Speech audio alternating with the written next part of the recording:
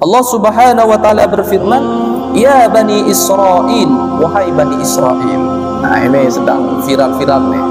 Kita mesti tahu perbedaan antara Israel sama Zionis, ya, dan Israel yang sekarang. Kadang-kadang kita kan Allahumma an Israel wa junub. Ya Allah, celakalah Israel lah. Israel itu siapa? Nah, mari kita belajar sekarang.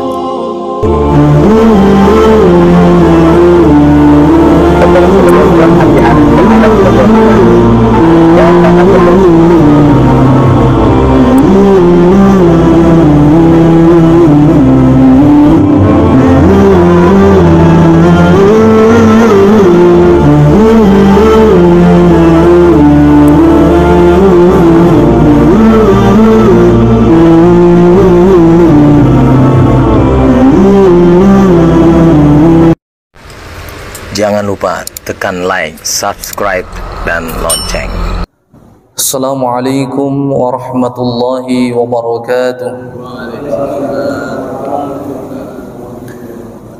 Bismillahirrahmanirrahim. Alhamdulillahi rabbil alamin. Allahumma salli wa sallim ala sayyidina wa nabiyyina wa maulana Muhammad wa ala alihi wa ashabihi ajma'in. Qala Allah Subhanahu wa ta'ala, faqra'u ma tayassara minal Qur'an, amma ba'du. Hadirin yang dimuliakan Allah Subhanahu wa ta'ala, lanjut pengajian tafsir kita pada kesempatan malam hari ini. Kalau kita review dari bab yang pertama berkaitan dengan perbedaan antara mukmin, muslim, dan munafik. Kemudian pertemuan kedua kita membahas tentang asal-usul penciptaan manusia, di mana Allah Subhanahu wa taala menggambarkan secara gamblang bagaimana Adam diciptakan, bagaimana Adam berinteraksi dengan makhluk-makhluk yang lainnya sampai pada Adam diutus oleh Allah Subhanahu wa taala untuk menjadi khalifah di muka bumi ini. Masuk pada materi selanjutnya berkaitan dengan kisah-kisah yang digambarkan oleh Allah Subhanahu wa taala di dalam surah Al-Baqarah ini. Jadi surah Al-Baqarah ini surah yang kedua, surah yang jatuh setelah surah pembuka, suratul Fatihah. Ya. Surat yang kedua, surat pembuka suratul Fatihah. Ya. Artinya al-iftitah, pembukaan. Surat yang kedua namanya surah Al-Baqarah. Arti dari Al-Baqarah itu sapi. Banyak orang non-muslim bertanya, kenapa kok surah yang kedua harus sapi? Kok bukan tentang surah Al-Iman? Kok bukan surah tentang Al-Islam? Kok bukan surah tentang Al-Mu'min? Ya. Malah surah yang kedua ini berkaitan dengan sapi. Ada dua kali dalam Al-Quran, dalam surah Al-Baqarah khususnya, Allah Subhanahu wa ta'ala menyebutkan kata sapi. Qalut ulana rabbaka yubayyin lana mahi innal baqarata syaba alaina. Jadi sapi ini erat kaitannya dengan cerita-cerita Bani Israel yang insya Allah akan kita bahas pada kesempatan malam hari ini. Mengapa harus Al-Baqarah diletakkan di posisi yang kedua? Ulama berargumentasi bahwa sesungguhnya ketika Allah Subhanahu wa ta'ala menyampaikan ilmu agama, tidak mesti langsung teriak takbir atau la ilaha illallah, tidak. Ada pengantarnya, ada pembukanya. Ketemu orang langsung ayo masuk Islam, ya enggak mau. Ketemu orang pertama kali diceritain dulu. Ya, kasih kisah-kisah dulu, ditanya asal usulnya seperti apa.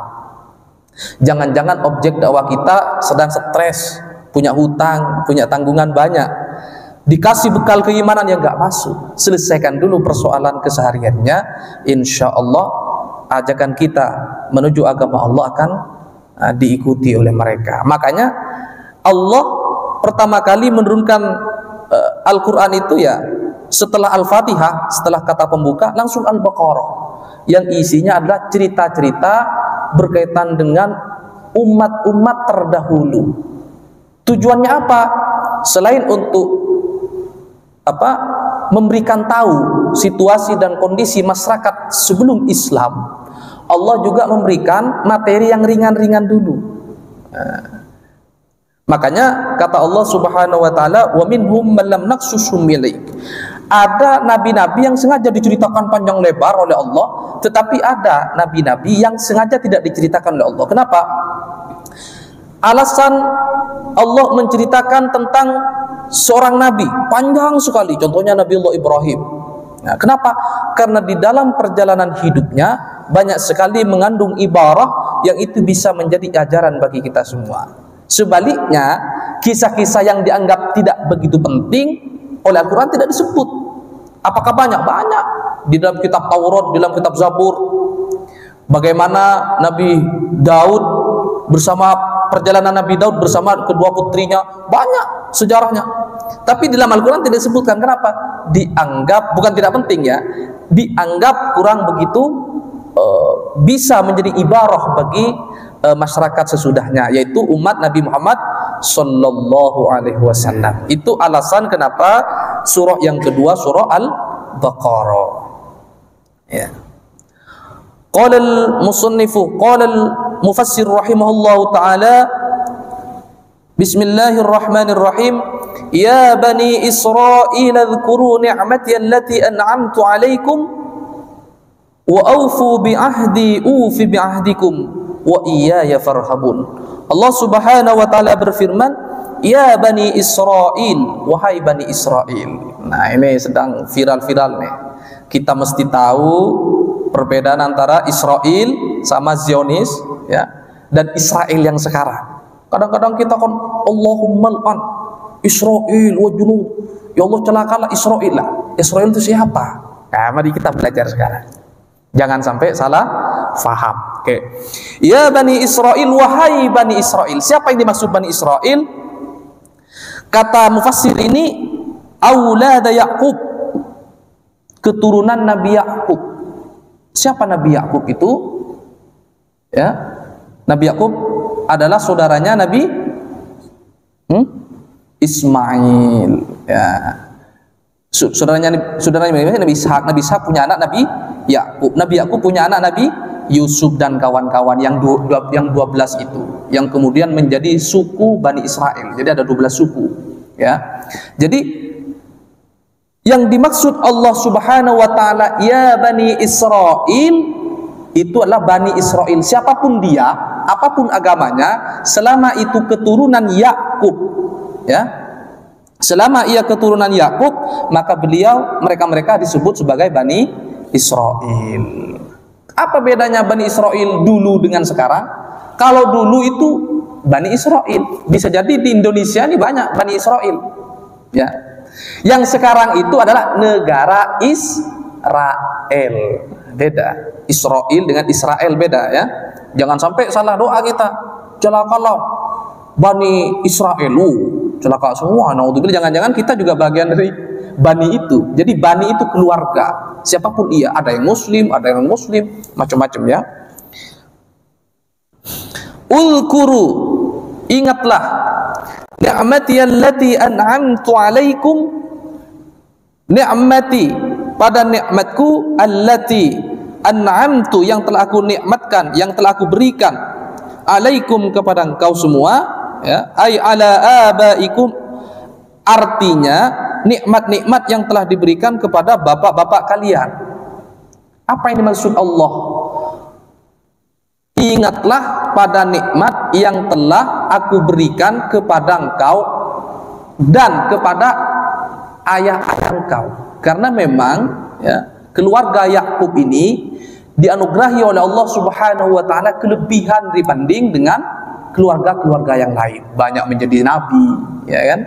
Orang yang memiliki kecerdasan yang lebih, banyak menjadi raja dan sebagainya. Makanya Allah mengajak kepada Bani Israel, bersyukurlah, ingatlah apa-apa yang telah aku berikan kepada kalian dan aku berikan kepada ayah-ayah kalian ya. Apa yang dimaksud dengan nikmat Allah itu? Inja min Fir'aun, di mana Bani Israel saat itu berhasil diselamatkan oleh Nabi Musa dari kejaran Fir'aun ya.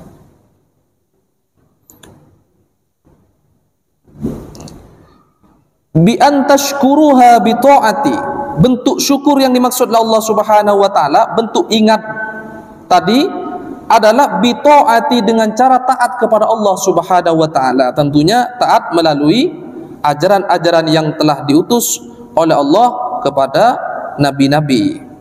Ya. Wa aufu bi ahdi, ya, penuhilah janji-janji kalian kepadaku, ufi bi ahdiku, maka aku akan memenuhi janji-janjiku kepada kalian. Nah, ini bahasa Allah Subhanahu wa taala kepada Bani Israel. Apa yang dimaksud dengan janji-janji itu? Alladzi ahadtuhu ilaikum minal iman bi Muhammad, yang telah aku janjikan kepada engkau semua, minal iman kepada Muhammad, yaitu bentuk keimanan, kepercayaan kepada Rasulullah sallallahu alaihi wasallam. Jadi ceritanya begini, di dalam semua kitab suci kan banyak, kitab Zabur, kitab Taurat, kitab Injil, ada suhuf Ibrahim wa Musa, suhuf atau lembaran-lembaran yang diberikan kepada Nabi Ibrahim dan Nabi Musa. Semua kitab itu di dalamnya dijelaskan bahwa suatu saat akan ada nubuat, akan ada kenabian yang dibawa oleh seorang hamba yang bernama Ahmad. Ya'ti min ba'dihi ismuhu Ahmad. Akan datang setelah nabi-nabi yang banyak dari Bani Israel ini seorang utusan namanya Ahmad. Jadi Allah ini menagih kepada orang Yahudi, kepada orang Nasrani saat itu, termasuk kepada seluruh Bani Israel yang sudah tersebar di belahan dunia, ada di Eropa, di Afrika, di Asia, di mana-mana. Ayo seluruh Bani Israel, dimanapun kalian berada, penuhilah janji-janjimu. Karena kalian secara otomatis ketika beriman kepada Musa, ketika beriman kepada Isa, ketika beriman kepada Nabi Ishak, Nabi Ismail, mereka secara otomatis mengimani bahwa suatu saat dia pasti akan beriman kepada utusan yang bernama Muhammad Rasulullah Shallallahu Alaihi Wasallam. Maka yang dimaksud tagihan Allah ini agar komitmen mereka harus betul-betul dipegang, yaitu komitmen untuk beriman kepada Nabi Muhammad Shallallahu Alaihi Wasallam.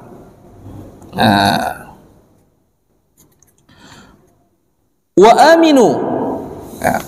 aminu bima anzaltu musaddiqan lima ma'akum. Ini yang kedua. Yang pertama, Allah menagih agar dia beriman kepada Nabi Muhammad sallallahu alaihi wasallam. Yang kedua, wa aminu bima anzaltu musaddiqan lima ma'akum. Wa aminu, dan berimanlah kalian semua bima, terhadap sesuatu, anzaltu yang aku turunkan, yang telah aku turunkan, musaddiqan sebagai bentuk pembenar, ya, lima ma'akum, kepada sesuatu yang telah aku berikan kepada kalian semua, minat Taurat, berupa kitab Taurat, ya, waz-Zabur wal Injil, dan kitab-kitab suhuf yang lainnya. Jadi tagihan yang kedua Allah menagih kepada Bani Israel itu, aminu bima anzaltu minal Qur'an, berimanlah kepada sesuatu yang Allah turunkan kepada mereka berupa apa? Al-Qur'anul Karim. Fungsinya Al-Quran salah satu diantaranya musaddiqon lima ma'akum. Musaddiqon adalah membenarkan. Jadi Al-Quran tidak menafikan. Makanya kita wajib beriman kepada kitab-kitab selain Al-Quran. Ada Taurat, ada Zabur, ada Injil, ada suhuf. Wajib. Kalau kita tidak percaya, maka kita murtad, keluar dari Islam. Nah, kenapa? Percaya kepada kitab merupakan bagian dari salah satu rukun iman kita kepada Allah Subhanahu wa taala. Maka fungsi Al-Qur'an itu meluruskan kitab-kitab sebelumnya yang sudah dianggap melenceng atau tidak relevan terhadap kebutuhan masyarakat saat itu. Bani Israel ketika Allah turunkan kepada mereka Zabur, ketika Allah turunkan kepada mereka Taurat, posisinya masih berada di lingkaran Timur Tengah, di negara Madian namanya, sekarang Palestina. Ya, tidak begitu kompleks. Syariat yang Allah berikan kepada mereka menyesuaikan dengan kebutuhan masyarakatnya. Tetapi ketika Al-Qur'an, ya, ketika Al-Qur'an diturunkan oleh Allah Subhanahu wa taala kepada Nabi Muhammad, di saat itu masyarakat sudah tersebar di seluruh penjuru dunia. Maka Al-Qur'an di sini musaddiqon, membenarkan ajaran-ajaran terdahulu yang diajarkan oleh Allah kepada nabi-nabi sebelum Nabi Muhammad sallallahu alaihi wasallam. Banyak sekali kalau dalam kitab fikih diistilahkan sebagai syar'u man qablana, syariat-syariat yang sudah disyariatkan pada nabi-nabi sebelum Nabi Muhammad yang kemudian disyariatkan juga kepada kita. Contohnya apa? Puasa. Ya ayyuhalladzina amanu kutiba alaikumus siyamu kama kutiba alal ladzina min qablikum la'allakum tattaqun. Wahai manusia, wahai orang-orang yang beriman, ya, kutiba alaikumus siyam, diwajibkan kepada engkau semua, ay furidah, diwajibkan, difardukan kepada engkau semua, kama kutiba alal ladzina min qablikum, sebagaimana diwajibkan kepada umat-umat sebelumnya. Jadi semua agama sebelum Islam diwajibkan berpuasa. Puasanya beragam. Puasanya Nabi Daud, ya sudah tahu semua kan? Bagaimana puasanya Nabi Daud. Sekarang puasa, besok buka, puasa buka, puasa buka, puasa buka, dan sebagainya. Puasanya Nabi Isa, puasanya Nabi Ayub, semua memiliki tradisi puasa yang oleh Allah disesuaikan dengan kemampuan hambanya. Nah, umat Islam perintah atau syariat puasanya sangat ringan. Setahun sekali, cuma 1 bulan. Itu pun masih dikasih bonus. Sudah setahun sekali, 1 bulan full, masih dikasih bonus. Apa bonusnya? Lailatul Qadar. Sekali ibadah 1 malam mengalahkan 1000 bulan. Kalau 1000 bulan itu di jumlah tahun menjadi 83 tahun. Kalau Bapak, kalau kita dapat Lailatul Qadar sekali aja, itu seperti kita ibadah 83 tahun lamanya. Coba ceritanya seperti apa? Ceritanya seperti apa? Ketika Rasulullah menceritakan ayat-ayat ini kepada sahabat, bahwa syariat Nabi Daud itu puasa ini, syariatnya Nabi Nuh tidak makan daging-daging yang bernafas, makannya sayur terus. Tidak boleh makan daging macam-macam lah, ruwet kan? Tiba-tiba umat Nabi Muhammad SAW sangat ringan, makanannya bebas, mau jengkol, mau apa, bakso bebas, ya kan? Setahun cuman 1 bulan, cuman sekali 1 bulan. Sahabat komplain, Rasulullah enak dong, umat terdahulu sudah dapat syariat-syariat yang keren, yang banyak, ya kan? Usianya juga panjang. Umatnya Nabi Nuh berapa? Ada yang 1000 tahun. Usianya sudah panjang, dikasih syariat yang keren-keren.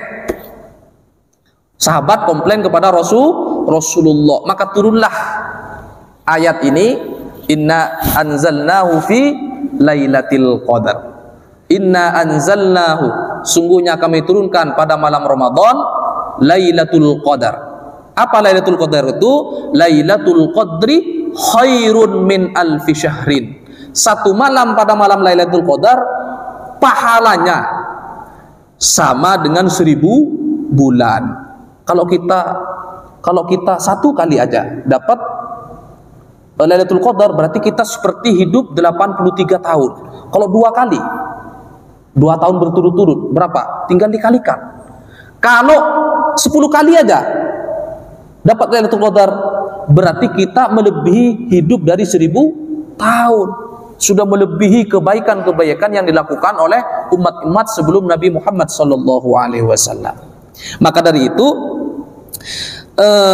umat Rasulullah SAW ini umat yang paling manja menurut saya, paling enak, ya kan? Usianya nggak panjang-panjang amat, ya kan? Coba bayangin, usianya 1000 tahun, hidupnya miskin, stres nggak? Stres.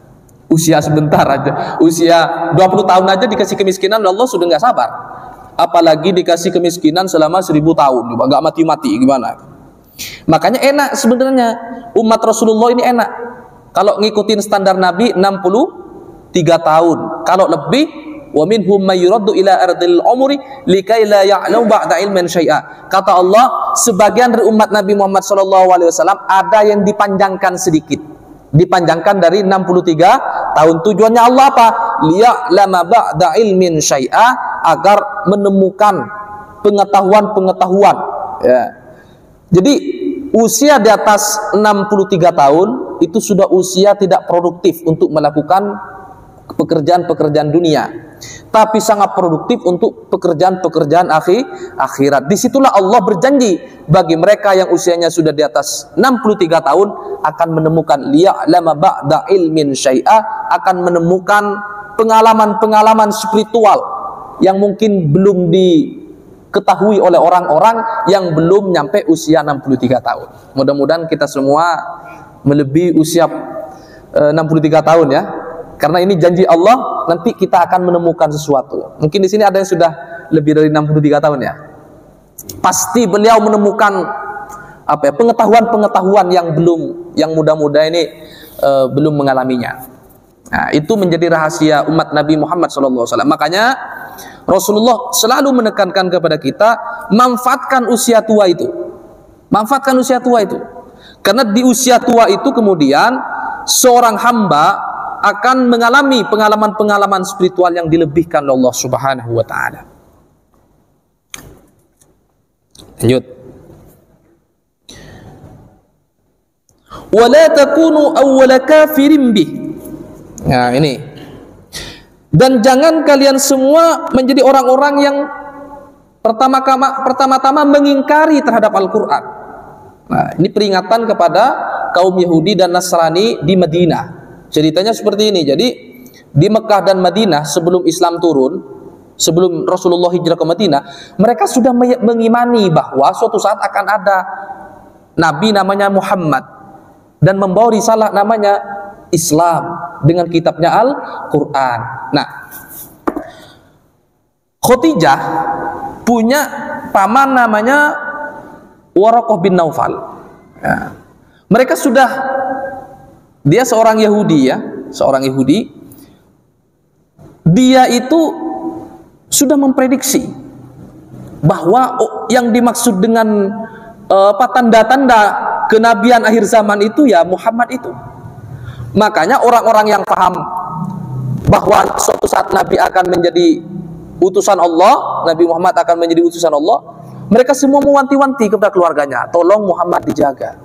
Ketika Rasulullah berdagang ke negeri Syam, ketemu dengan seorang pendeta menyampaikan kepada pamannya, tolong anak ini dijaga, karena anak ini akan diburu oleh banyak orang nanti.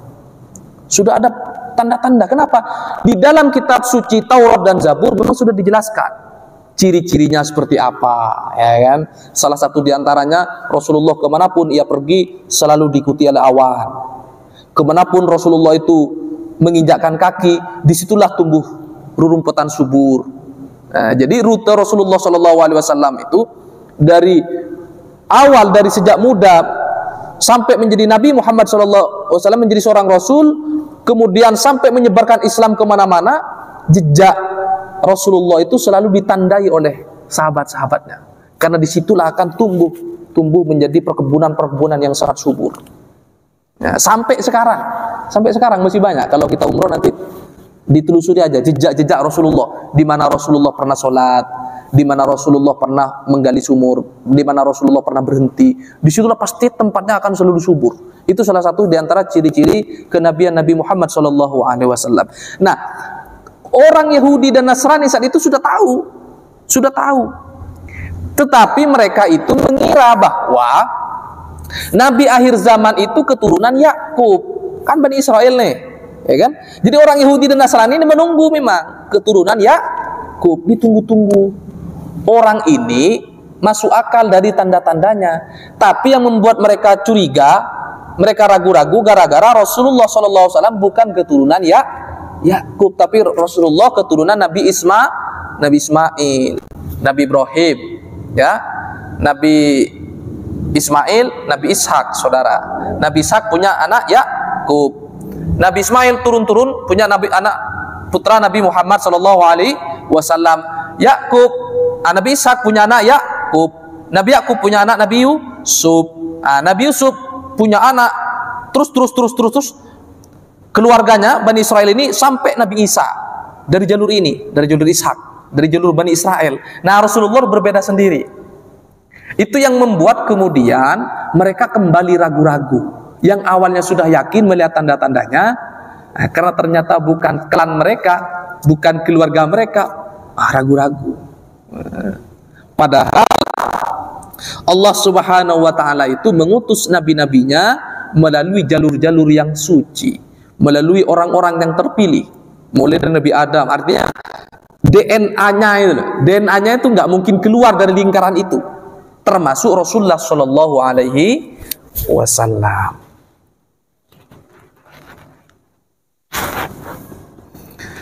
Nah, makanya di sini Allah Subhanahu wa taala telah mewanti-wanti kepada Bani Israel, wala takunu awwala kafirin bi min ahlil kitab, ya, karena berbagai macam prediksi yang mereka lakukan kemudian memunculkan keraguan-raguan. Nah, disitulah Allah Subhanahu wa taala memperingatkan Yahudi dan Nasrani di Madinah, yakinlah kepada Nabi Muhammad SAW. Sebagian mereka masuk Islam, sebagian mereka tidak, tetapi menjadi orang munafik. Ya. Mereka pura-pura masuk Islam, tapi sesungguhnya mereka masih ragu-ragu. Banyak di Madinah itu, sampai terjadi pembangkangan yang dilakukan oleh kelompok Yahudi dan Nasrani saat itu. Ketika Nabi Muhammad SAW perang Uhud, 1000 pasukan berangkat ke medan Uhud, ya, 300 orang kembali. Siapa orang yang kembali itu? Orang Yahudi dan Nasrani yang masih ragu-ragu, bener nggak Muhammad ini? Nah, ciri-cirinya oke, tapi kok bukan Bani Israel, kira-kira begitu ya. Kemudian terjadilah peperangan yang namanya perang Khandaq, di mana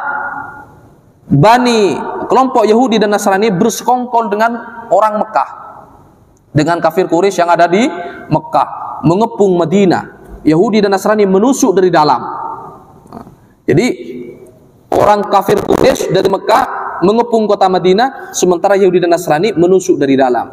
Nah, itu yang kemudian diceritakan di banyak sirah Nabawi, bagaimana pembelotan yang dilakukan oleh orang-orang Yahudi dan Nasrani kepada Nabi Muhammad SAW.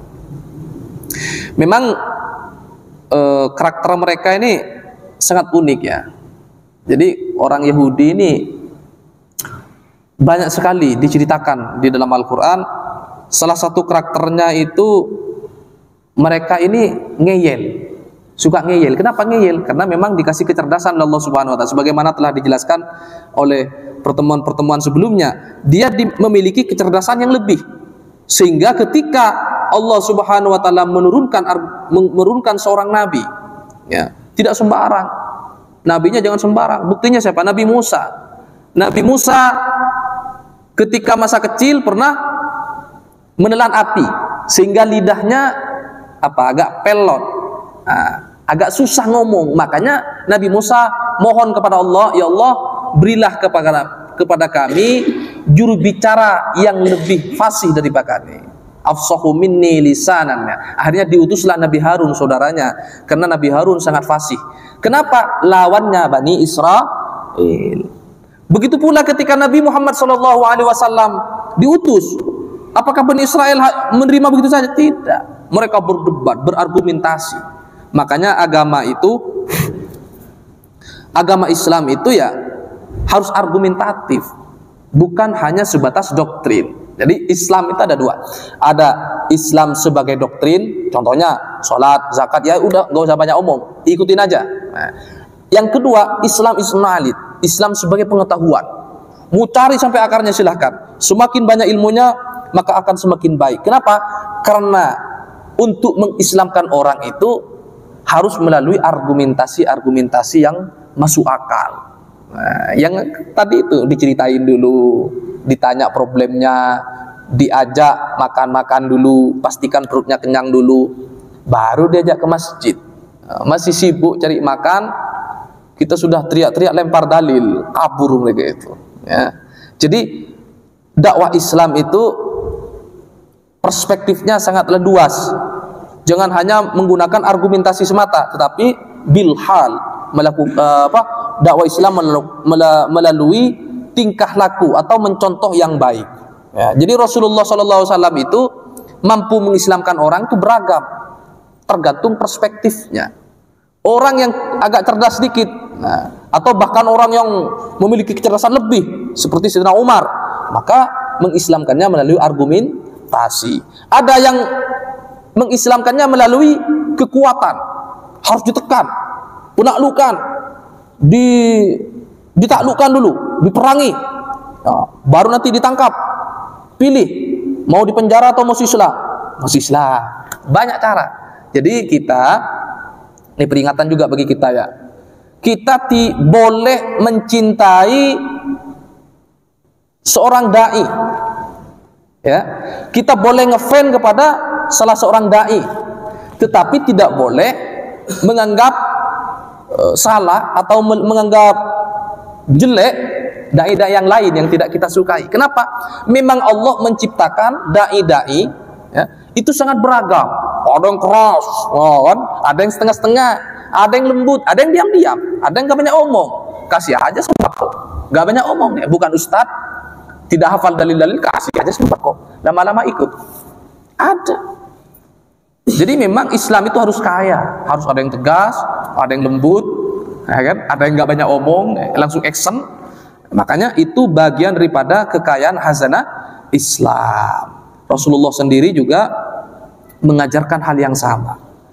Tidak semua dengan cara-cara ceramah, tapi Rasulullah juga menggunakan cara-cara atau contoh-contoh yang baik. Tergantung dengan situasi dan kondisi orang yang kita ajak. Wala talbisul haqqah bil batili. Dan jangan mencampur aduk yang hak, kebenaran, bil batil, dengan yang batil. Nah, ini memang kadang-kadang kita serba kesulitan ya, serba kesulitan melacak apakah itu hak atau batil. Kenapa? Karena musuh-musuh Islam itu memang pintar berkamuflase.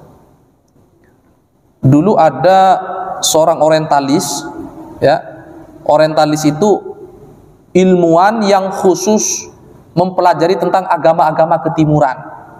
Islam, Hindu, Buddha itu dianggap agama ketimuran ya, karena di Eropa saat itu mayoritas agama Nasrani. Ada namanya orang orientalis, orang yang fokus mempelajari agama-agama timur, agama Islam dalam hal ini. Dia itu menghafal Quran ya, ahli tafsir, menulis buku-buku, tinggal di Jawa Timur ya. Tapi tujuannya hanya untuk mencari kelemahan Islam. Kata-katanya sangat menyejukkan, kata-katanya sangat memikat semua orang. Tapi hati-hati, jangan sampai kamuflase yang dilakukan oleh mereka itu justru menimbulkan keraguan-raguan kepada kita. Jadi kita ini memang di akhir zaman ini dikatakan oleh Nabi Muhammad SAW, memegang agama itu seperti memegang bara api. Dipegang panas, dilepas hilang, serba salah, ya kan? Bahkan kita mengajarkan kepada putra dan putri kita serba salah kadang-kadang. Bener nggak? Bener. Kita terlalu steril, kita terlalu ketat anak-anaknya, ya nggak mau ya kan, nanti ketinggalan dari yang lain, ya kan? Kita terlalu longgar, mereka terlepas. Artinya memang tantangan kita hidup di akhir zaman ini itu sudah diprediksi oleh Nabi Muhammad SAW.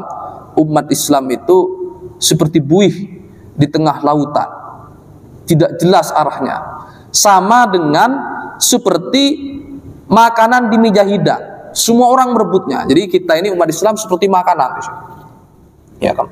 Kemudian kekuatan-kekuatan berebut sana sini. Umat Islam bingung, semua berkamuflase seakan-akan dia teman sejati. Bingung kan kita kan? Bingung. Makanya kata Rasulullah SAW, jika kamu bingung maka berpegang teguhlah kepada Al-Quran dan Sunnahku. Kalau kita tidak bisa langsung mempelajari Al-Quran dan Sunnah, ikutilah ulama-ulama kita. Ulama yang mana? Ulama yang mana aja. Terserah pilihan kita. Saya pingin ulama sedikit deh, sesuai dengan gaya gua, nggak apa-apa. Saya pingin ngikutin ulama yang lembut banget, kata-katanya tidak pernah membuat orang lain patah, gak apa-apa, menyesuaikan diri aja ya. Selama ulama itu atau guru-guru yang kita datangi itu tetap memiliki prinsip berpegang teguh kepada ajaran Allah dan Rasulnya. Suara saya habis. Ada pertanyaan dulu dah. Mungkin ada. Dari tadi podcast udah gak kuat suara saya. Jadi ayat ini memang diperuntukkan oleh Allah Subhanahu wa taala kepada Bani Israel, tetapi sesungguhnya untuk memberikan ibroh, contoh kepada umat Nabi kita, Nabi besar Muhammad sallallahu alaihi wasallam. Wala taktumul haqqa wa antum ta'lamun. Jangan menyembunyikan kebenaran sementara engkau tahu. Nah, ini banyak ini. Banyak orang tahu ini salah, ini yang benar, tapi nggak berani menyampaikan. Kenapa? Takut. Takut apa? Kata dijelaskan oleh Imam Ghazali. Takut dipecat. Banyak takutnya. Benar kan? Takut tidak dianggap, takut tidak viral lagi. Wah, sekarang ini kalau dikembangkan banyak nih. Ini kata Allah, wala taktumul haqqa ya wa antum ta'lamun. Ya. Jangan sampai menyembunyikan kebenaran. Nah, makanya kata Nabi, qulil haqqa walau kana murran. Katakanlah yang benar itu walaupun pahit. Mari bapak-bapak semuanya, saya anggap ini sama. Tidak ada keunggulan saya dengan semua. Kalau misalnya saya penakut, tegurlah. Gak usah takut. Oh, Ustaz, gak usah. Kalau urusan yang hak, tidak ada bedanya ulama dan tidak tidak ada bedanya ustaz dan tidak ustaz, sama ya. Allah menjadikan seorang menjadi seorang ulama. Nah, definisi ulama itu innama yakhsyallahu min ibadihil ulama. Yang dimaksud dengan ulama siapa? Yakhsyallah. Ukurannya bukan pengetahuan yang dimiliki, tapi ukurannya yakhsyallah. Mereka yang paling khusyuk, mereka yang paling takut kepada Allah Subhanahu wa ta'ala. Ada ilmunya mungkin lulusan SR ya. Bapak-bapak ada yang SR kan? Tapi ilmunya banyak. Memiliki amalan-amalan yang istiqomah.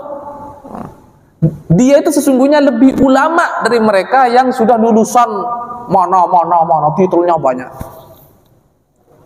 Jadi definisi ulama itu bukan soal, saya ulangi lagi nih biar dipahami. Definisi ulama itu bukan soal banyak tidaknya ilmu yang dimiliki, tetapi kekhusyuan, ketakutan ya, ketakwaan kepada Allah Subhanahu wa ta'ala. Makanya hati-hati nih, banyak ancaman Allah Subhanahu wa ta'ala kepada mereka yang ilmunya banyak, tetapi bukan membangkitkan ghirah keimanan, tapi justru melemahkan ghirah keimanan.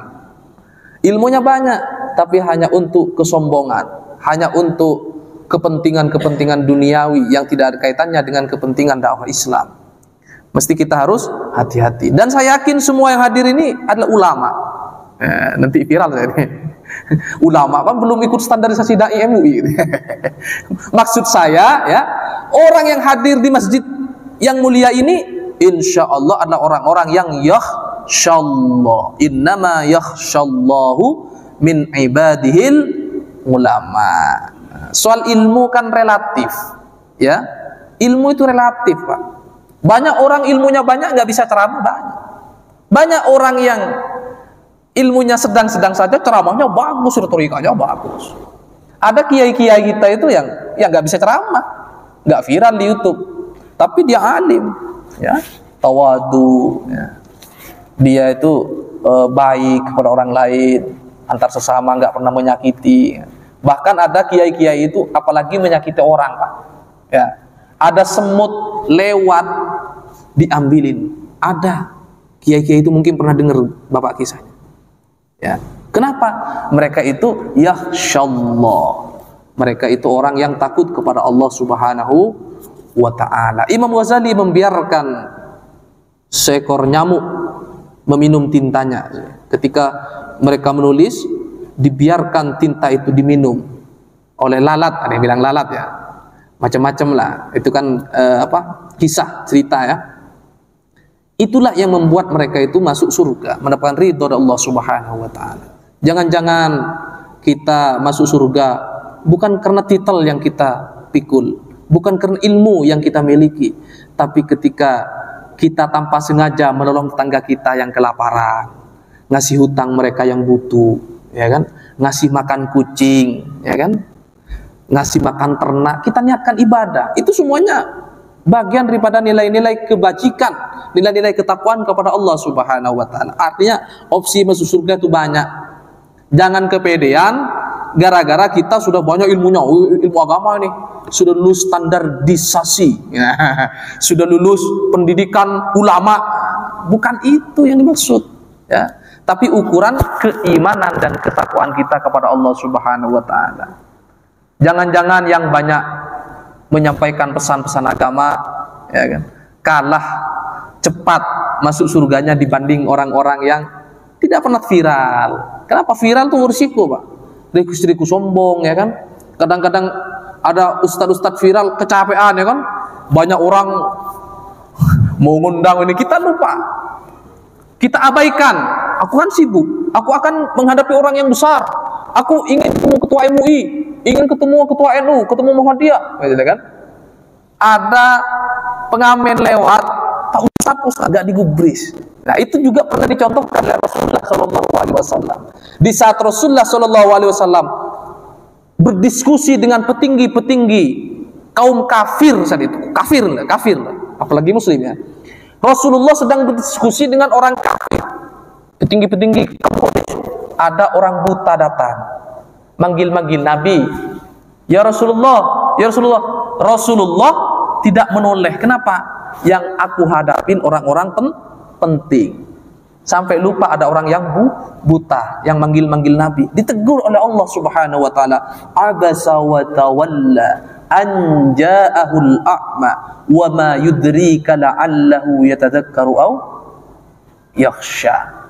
Wa ma yudrika, ya Muhammad, engkau tidak tahu, ya, mana yang lebih takwa, mana yang hatinya lebih tulus menyembah Allah Subhanahu wa taala. Kau tidak tahu apakah petinggi-petinggi yang hebat, yang gawat itu, atau mereka yang kau anggap sebelah mata. Makanya kita mesti harus hati-hati.